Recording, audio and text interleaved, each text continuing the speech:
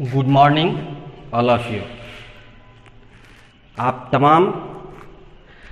तमाम बच्चों को क्लास 6 के आपके ही बुक का पहले चैप्टर का शीर्षक जो एक कविता के रूप में लिया गया है, जिसका शीर्षक है सत्य कर्तव्य।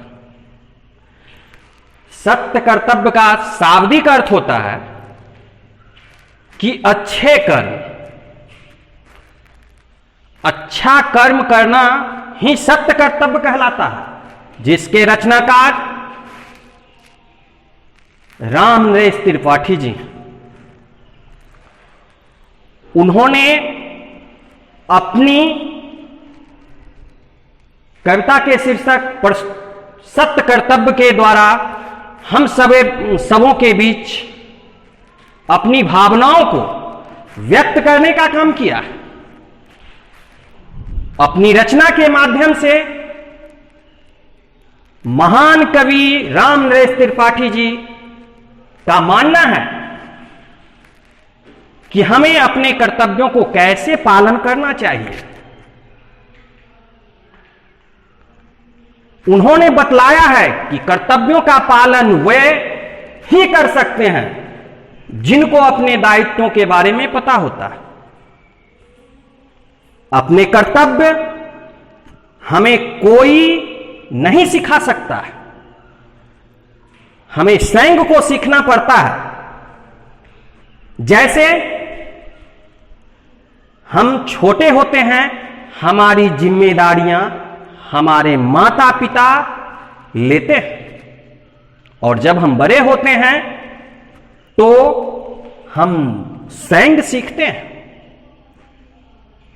कैसे हमें अपनी जिम्मेदारी लेनी है,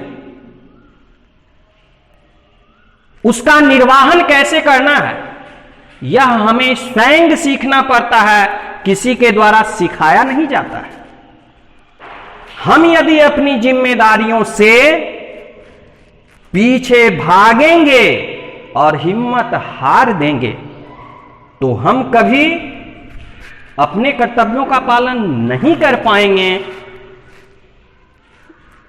जिस तरह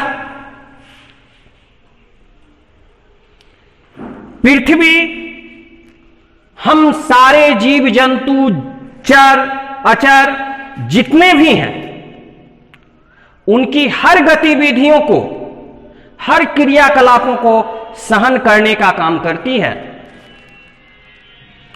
हमें पेड़ के पत्तों से सीख लेनी चाहिए कि वह सूरज की आतप किरणों की गर्मी से अपने आप को परेशान तो होता ही है, लेकिन पृथ्वी पर के सारे जीव जंतु और मनुष्यों को छाया प्रदान करता है। पृथ्वी हमारी माता तुल्य है। उनसे हमें सीख लेनी चाहिए कि पृथ्वी कितना भार वहन करती है, हम लोगों के द्वारा किया गया क्रियाकलापों का वहन करती है, और कभी भी धैर्य आपा अपने आप को नहीं खोती है। इसलिए बच्चों, हमें चाहिए कि हमें अपने धरती माता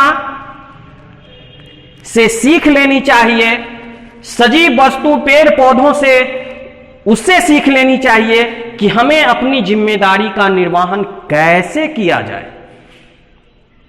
यदि हम अपने जिम्मेदारियों से पीछे भागेंगे, हिम्मत हार देंगे, तो हम अपने जीवन में कुछ भी सफलता हासिल नहीं कर सकते हैं।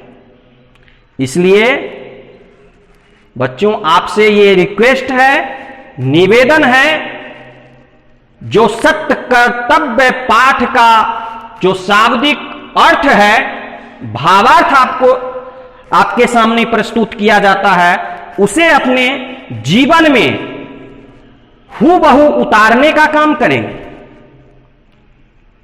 जिस दिन हम अपनी जिम्मेदारी समझ जाएंगे, हम सब कुछ हासिल कर लेंगे।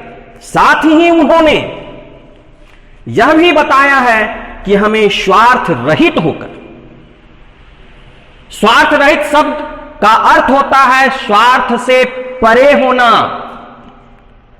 हमें अपने हितों की बात को ध्यान में नहीं रखना है, हमें अपने निस्वार्थ भावना से जीवन दूसरे की सेवा में, दूसरों की सेवा में एवं दूसरों के हित में तथा देश के प्रति अपने सत्य कर्तव्य निभाने में अर्पित करना चाहिए। इसलिए प्यारे बच्चों, आपसे यह निवेदन है, डीपीएस परिवार के शिक्षकों से निवेदन है कि आप अपने जिम्मेदारी को, अपने कर्तव्यों को, जिस रास्ते पे आप चल रहे हैं उसे अच्छी तरह से निभाने का प्रयास करेंगे। और आप जहां भी आप अपनी तैयारी कर रहे हैं उस तैयारी को भली भांति करेंगे ताकि आपका जीवन अच्छा हो और हम सबों के विद्यालयों का नाम भी सही से आप लोगों के क्रियाकलापों से वर्णित हो। यही कामनाओं के साथ मैं आप लोगों को धन्यवाद देता हूं।